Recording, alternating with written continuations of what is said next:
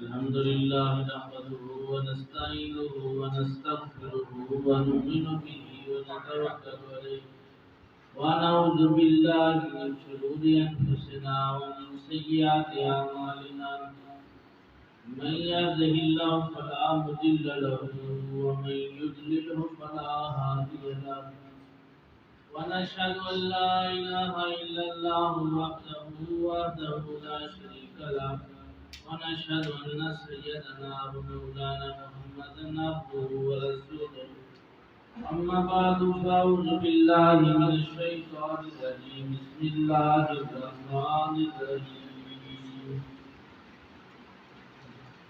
قال الله تبارك وتعالى في القرآن المجيد والفرقان الحميد يا أيها الذين آمنوا أطيعوا الله وأطيعوا الرسول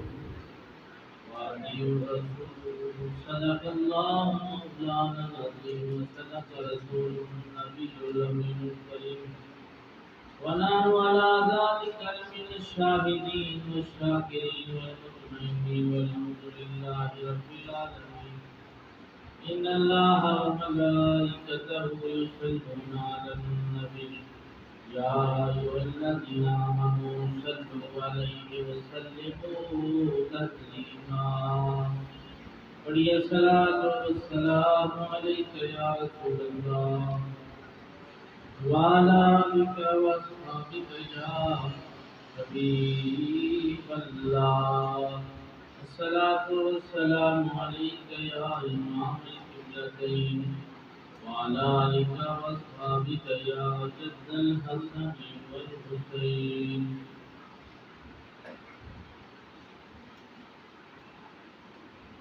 سرور کہوں کہ مالکو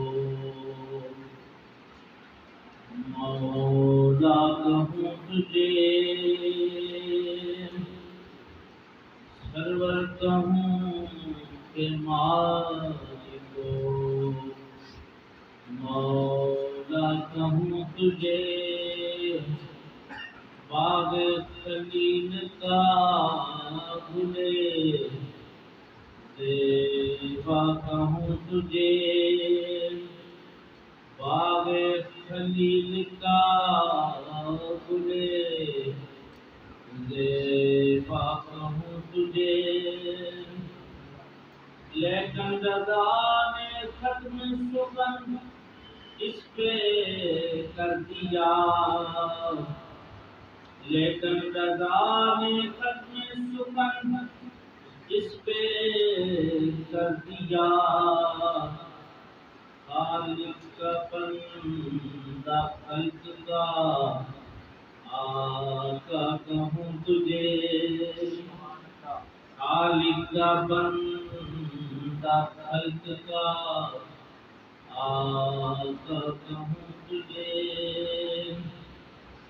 ہوتے کہاں کعبہ بنا خلیل و بنا ہوتے کہاں کعبہ بنا خلیل و بنا لولا اقبال صاحبی اب تیرے گھر کی ہے کرام بزرگوں عزیز دوستوں اللہ جل حمد و ثنا نعت سید انبیاء مولا رسول جناب محمد رسول اللہ صلی اللہ علیہ وسلم لا معدود وجود پیارے آقا کی ذات و حضرت میں خط پر اللہ رب العزت سے دعا ہے حق کہنے حق سننے عمل کی توفیق عطا فرمائے درود شریف کے حوالے سے حدیث مبارکہ ہے پیارے آقا صلی اللہ علیہ وآلہ وسلم کا فرمان ہے جو بندہ سچے دل کے ساتھ میری ذات پر درود و سلام پڑھتا ہے فرمایا دنیا کے اندر اللہ اس کی 10 حاجتیں پوری فرمائے 10 رحمتیں عطا فرمائے 10 درجے بلند فرمائے 10 گناہ معاف اللہ سے دعا ہے اللہ ہمیں زیادہ سے زیادہ ذوق شوق محبت کے ساتھ حضور کی ذات پر درود و سلام پڑھنے کی توفیق عطا فرمائے۔ شوال المکرم کا یہ پہلا جمعہ مبارک ہے۔ بڑے خوش وقت وہ لوگ ہیں جو ماہ رمضان گزار کر اس کی رضا حاصل کر کے باقی سارا سال اس رب کی بارگاہ میں سر بسجود ہو کر اس کو راضی کرنے کی کوشش میں رہتے ہیں۔ اللہ سے دعا ہے اللہ ہمیں تاحیات اپنی رضا اپنی محبوب کی فرما برداری عطا فرمائے۔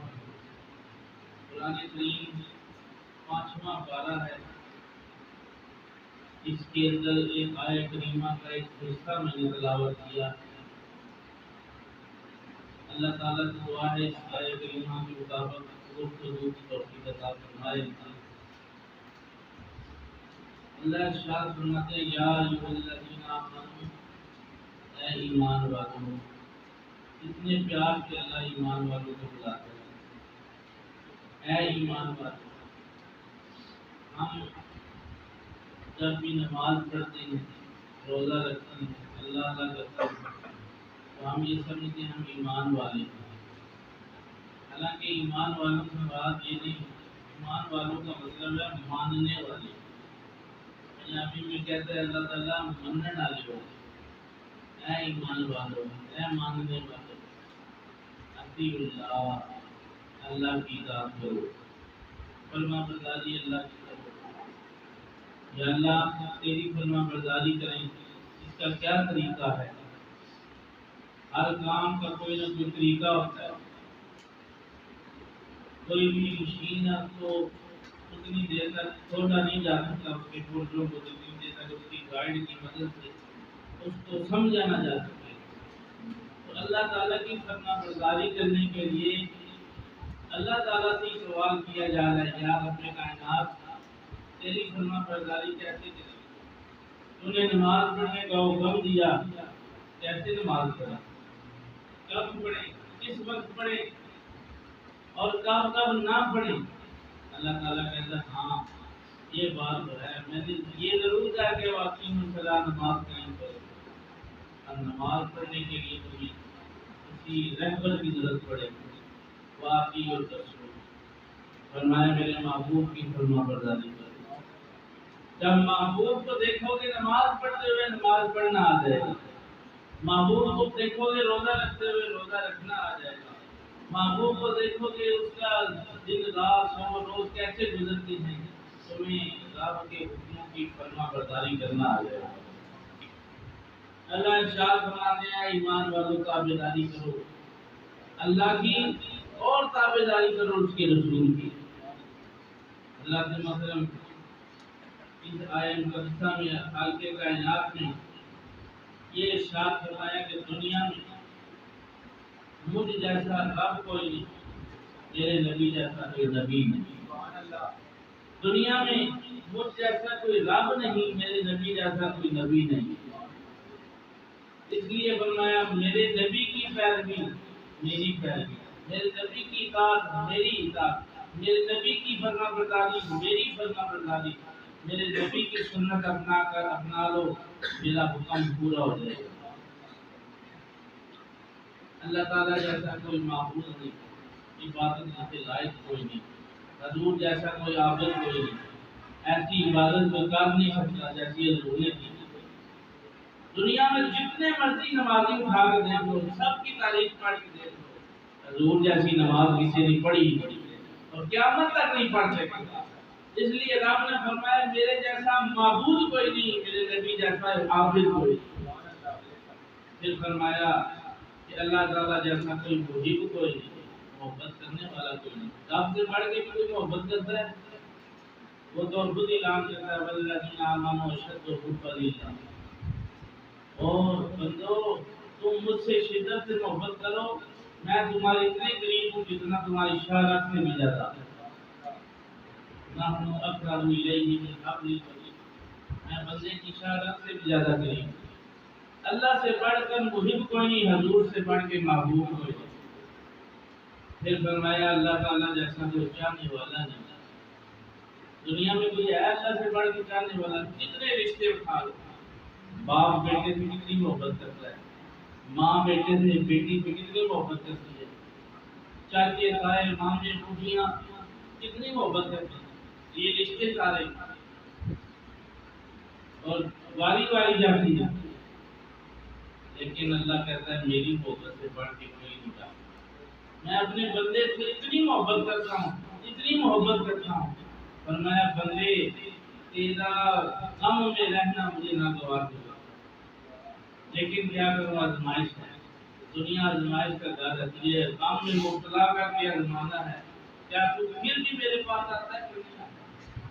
صرف خوشیوں میں مجھے یاد رکھتا ہے، غموں میں بھی مجھے یاد رکھتا ہے کہ نہیں؟ جب غم میں مجھے یاد رکھتا ہے، ہر حال میں مجھے یاد رکھتا ہے کہ نہیں؟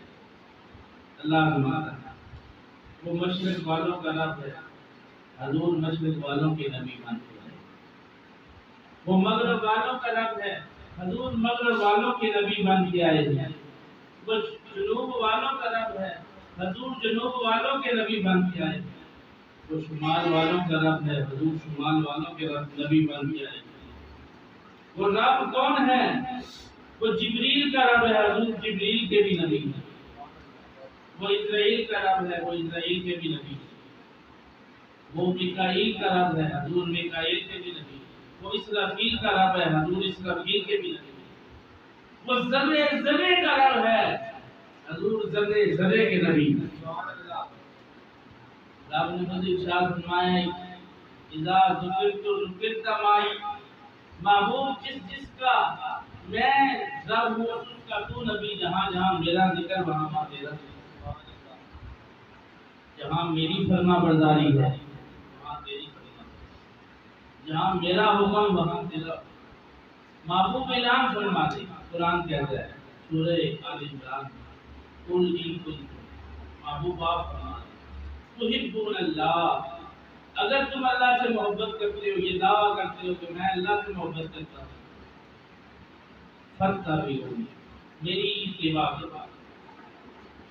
اتنی دیر تک محبت کا دعویٰ کر کے اس میں پورے نہیں کرتے جتنی دیر تک اللہ کے محبوب سے محبت نہ کرتے۔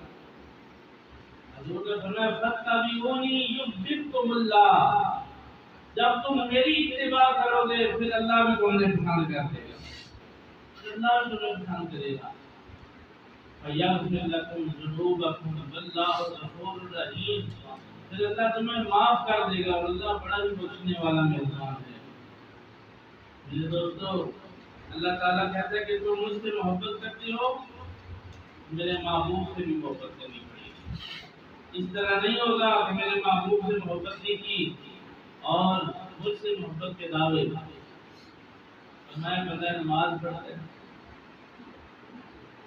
قیام کیا، رکوع کیا، سجدہ میں چلا گیا، اب دو زانوں بیٹھ گیا، اتحیات پڑھی، اللہ کی حمد و ثنا بیان کی، اللہ فرماتا ہے یہاں تک تو نے میری اتباع کی، اب نماز کی قبولیت کا وقت آیا ہے، میرے محبوب پر درود پڑھ کے جا، جب تک تو درود نہیں پڑھے گا تیری نماز قبول نہیں۔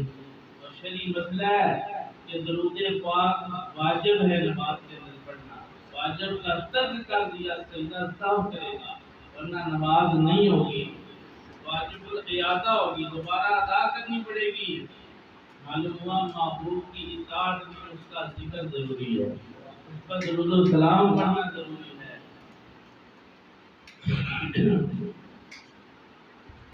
حضور نبی کریم صلی اللہ علیہ وسلم کی حدیث ہے، بخاری شریف کی اور مسلم میں یہ حدیث شامل ہے۔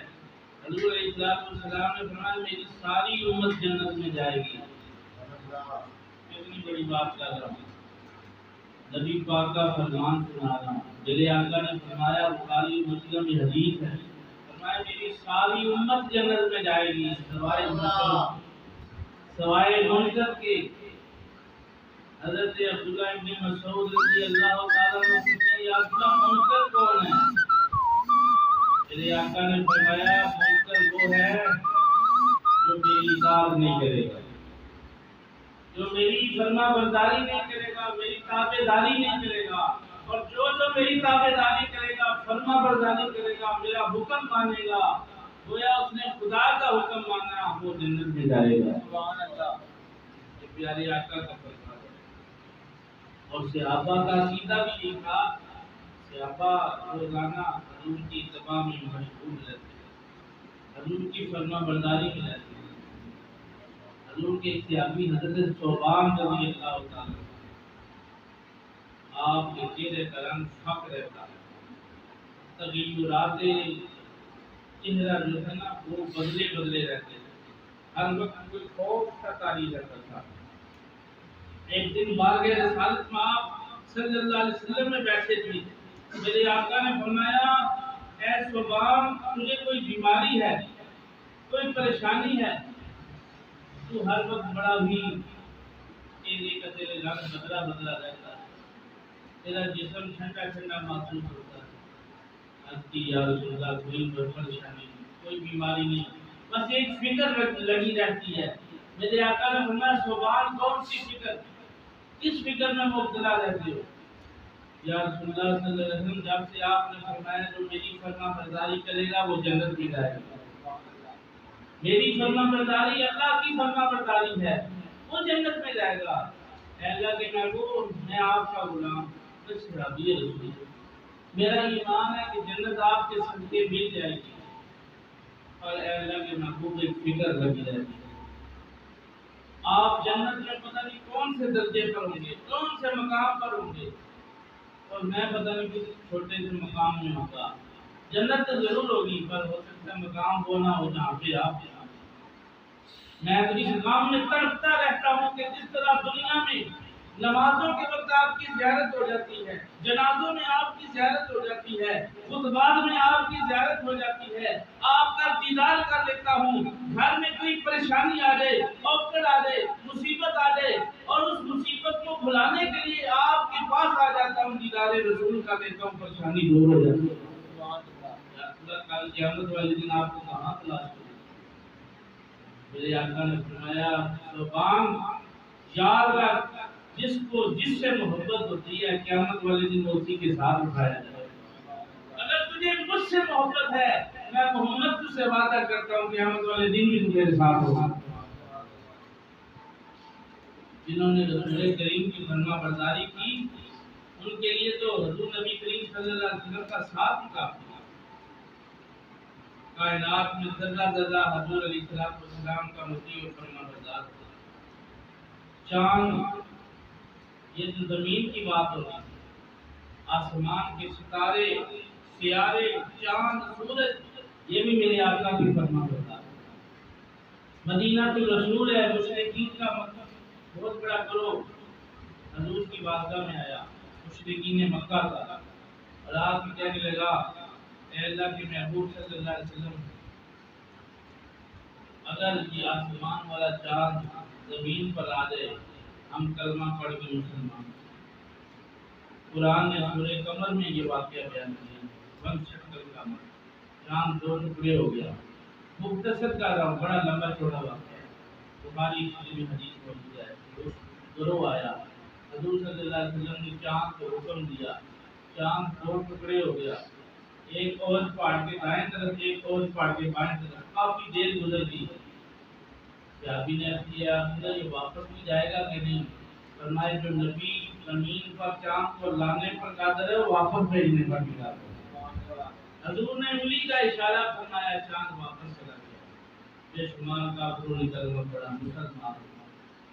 ایک بار بارگاہ رسالت میں آپ صلی اللہ علیہ وسلم بخاری اور مشکاہ شریف کی حدیث ہے، بخاری نے بھی لکھا، مشکاہ نے بھی لکھا کہ حضور جمعہ المبارک کا خطبہ ارشاد فرما رہے اور خطبہ ارشاد فرماتے فرماتے ایک شخص آ گیا اور بڑے ہی ادب سے حضور کی بارگاہ میں عرض کیا کھڑے ہو کے، یا رسول اللہ صلی اللہ علیہ وسلم خلق المال، میرا مال مر چلا ہے، مویشی مر رہی ہیں، مال ڈنگر مر رہا ہے، بچے بھوکے پیاسے ہیں، قحط پڑ گیا ہے، دعا فرمائیں اللہ بارش عطا فرمائے۔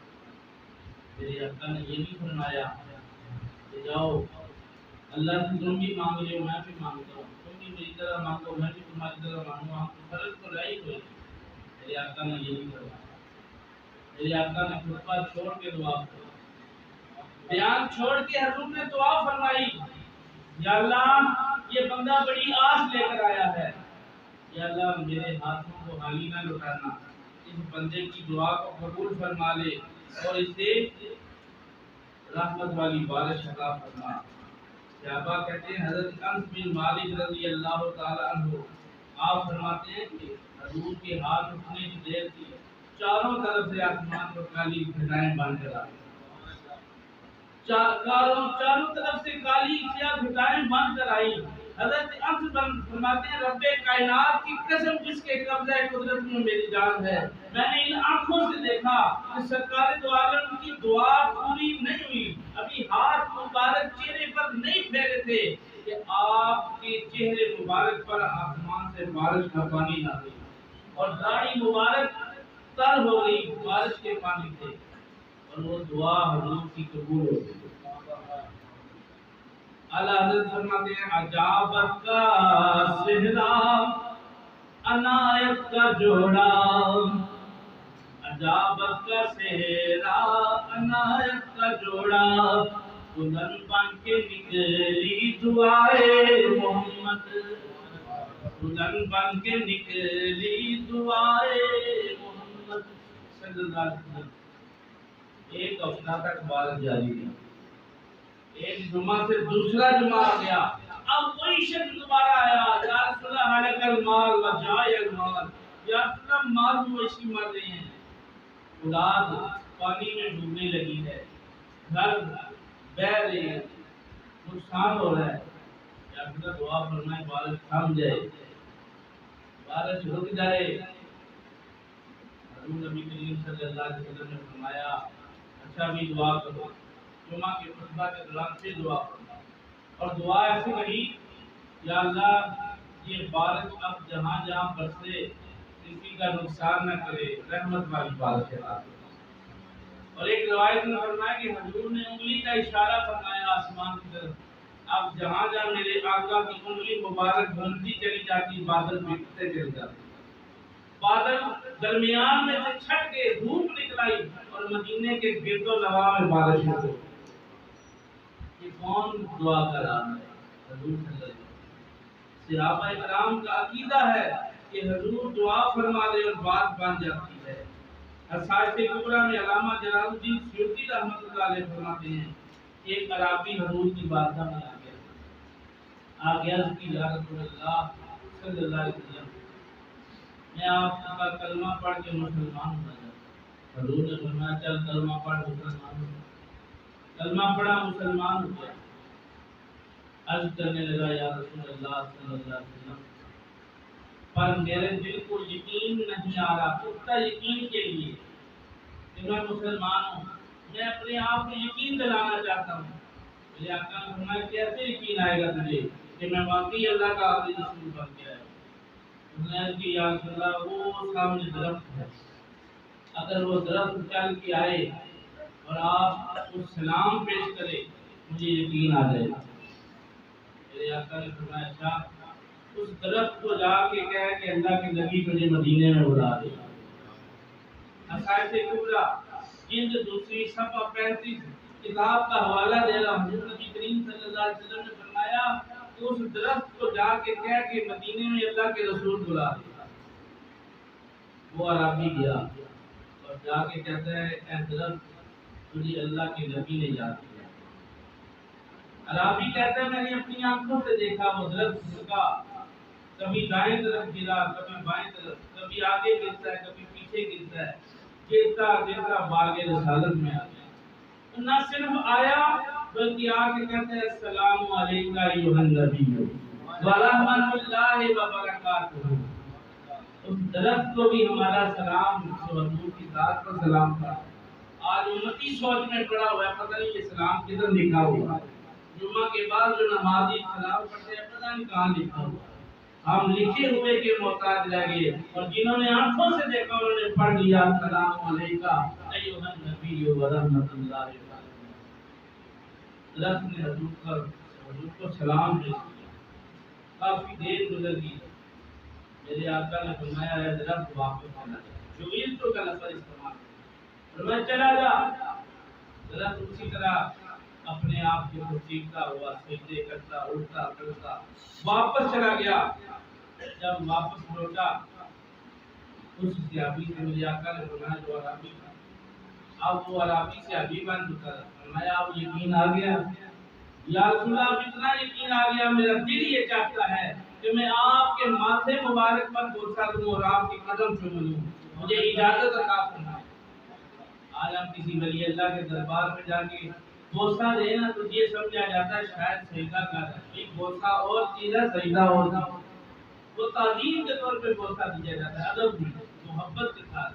میرے آقا نے منع نہیں فرمایا، فرمایا رابی آ میرے پاؤں چوم لے، میرے سر پہ کافی بوسہ دے۔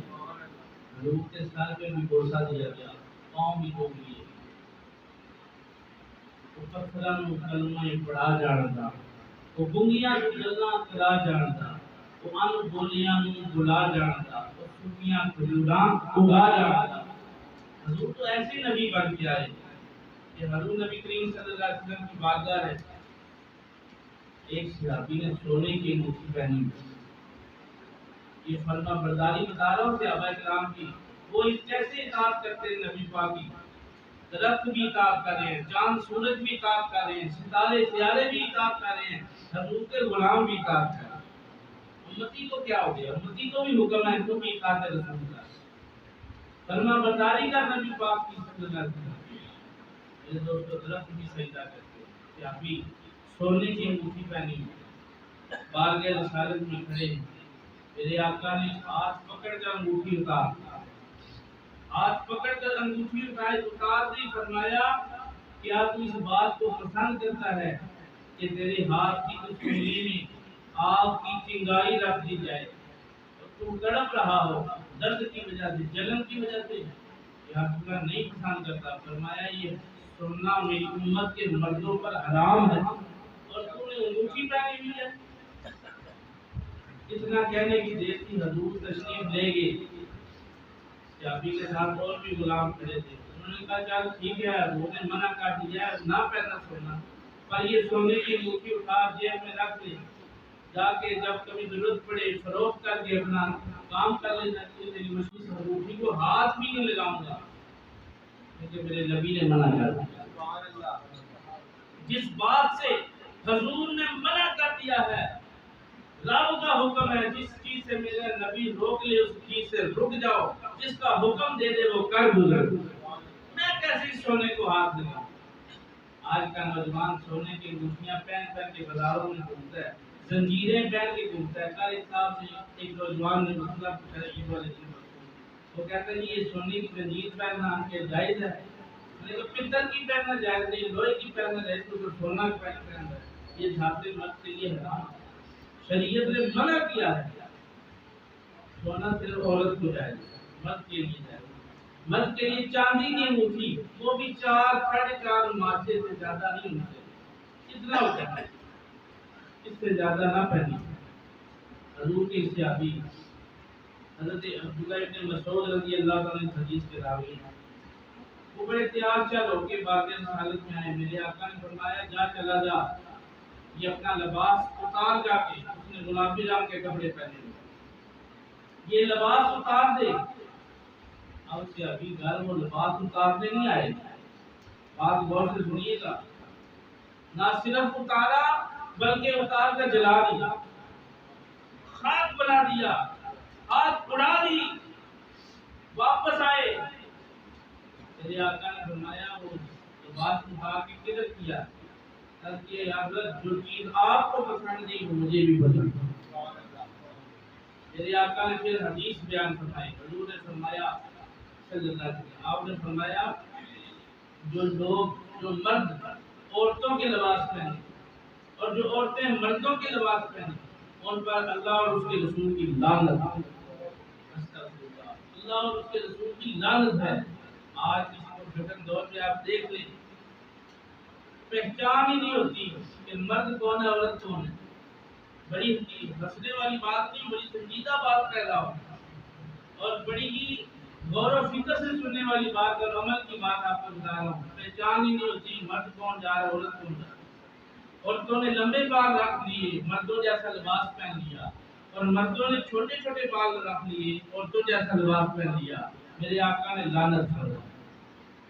اب اللہ اور اس کا رسول جس پر لعنت فرما دے، آپ مجھے ایمان سے بتائیں کیا وہ بندہ دین و دنیا میں کامیاب ہو سکتا ہے؟ کبھی نہیں۔ پھر وہ اپنے اعمال کا جائزہ لے لے، کیا اس کی نمازیں، اس کے روزے، اس کے حج، اس کے عمرے قبول ہیں؟ تو بات صرف اتنی کہنی تھی کہ جس بات سے اللہ اور اس کا رسول منع کر دے رک جاؤ، اور جس بات کا حکم دے دیں قرآن کہتا ہے اطیعوا اللہ و اطیعوا الرسول، اللہ اور اس کے رسول کی فرما برداری کرو، فلاح پا جاؤ، کامیاب۔ اللہ تعالیٰ مجھے اور آپ کو توفیق عطا فرمائے۔